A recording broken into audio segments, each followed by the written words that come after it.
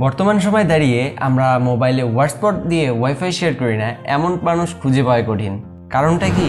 কারণটা হচ্ছে আমরা পাবজি খেলার সময় বা ফ্রি ফায়ার খেলার সময় অনেকেই নেটওয়ার্ক শেয়ার করি, আবার অনেকেই ভাই দিন না একটু ইন্টারনেট কানেকশনটা এই জাস্ট একটুখানি। সো এই একটু করেই আমরা অনেকেই হটস্পট দিয়ে কিন্তু আমাদের মোবাইলের যে ইন্টারনেট থাকে সেটা আরেকজনের সঙ্গে শেয়ার করি। বাট কখনো কি ভেবে দেখেছেন এখান থেকে ভাইরাস ছড়াতে পারে কিনা?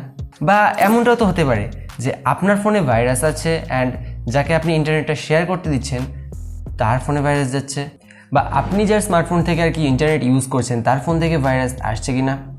সো আজকের ভিডিওতে আমি এই ব্যাপারে কথা বলবো যে আমরা যে ওয়াইফাই ইন্টারনেটগুলো শেয়ার করি এক্ষেত্রে কোনো ধরনের ভাইরাস আমাদের ফোনে আসতে পারে কিনা। সো পুরো ভিডিও জুড়ে আমি থাকবো সৌরভ অ্যান্ড আপনারা দেখবেন SDO Tech। সো বেশি দেরি না করে ভিডিওটি শুরু করা যাক।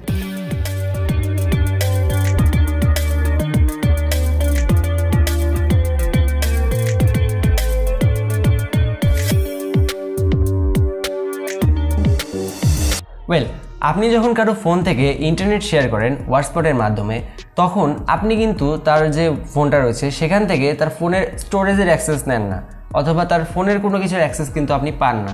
আপনি শুধু পান তার ইন্টারনেট প্যাকেজ বা তার যে ইন্টারনেট কানেকশন রয়েছে সেটার অ্যাক্সেস। ইটস মিন আপনি তার ফোনের কোনো অ্যাক্সেস পাচ্ছেন না, বাট আপনি তার ইন্টারনেটের অ্যাক্সেসটা পাচ্ছেন। হয়তো বা এটা হতে পারে যে আপনি তার ফোনের মডেমের অ্যাক্সেসটা পাচ্ছেন, এরকমটা হতে পারে, মানে এরকমটাই হয়। সো আপনি যদি তার ফোনের স্টোরেজেই অ্যাক্সেস না করতে পারেন তাহলে ভাইরাস কোথা থেকে আসবে? তাহলে সোজাসুজি বলতে গেলে যে আপনি যদি কারো ফোন থেকে ইন্টারনেট কানেকশন ইউজ করেন হটস্পটের মাধ্যমে বা ওয়াইফাইয়ের মাধ্যমে সেক্ষেত্রে আপনার ফোনে কোনো ভাইরাস আসবে না, এটাই সত্যি। বাট আসতেও পারে।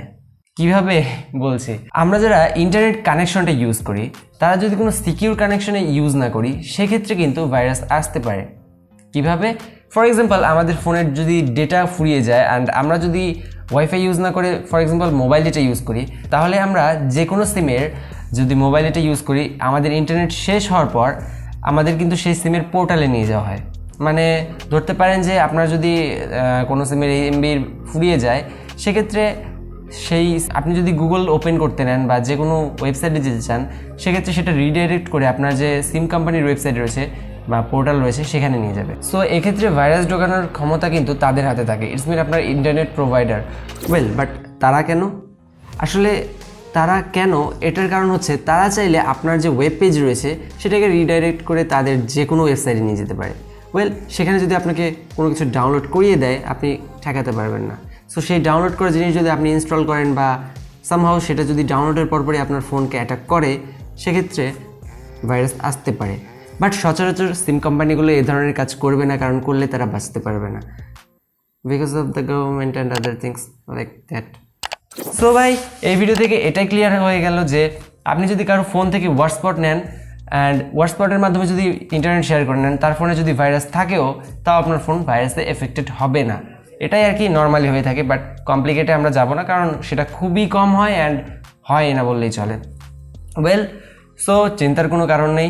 আজকের ভিডিও এই পর্যন্ত। ভিডিওটি ভালো লাগলে অবশ্যই লাইক করবেন, কমেন্ট করে জানাবেন পরবর্তীতে কী ধরনের ভিডিও দেখতে চান। দেখা হবে পরবর্তী ভিডিওতে, ততক্ষণ পর্যন্ত চ্যানেল সাবস্ক্রাইব করুন and I'll catch you in the next one. Goodbye.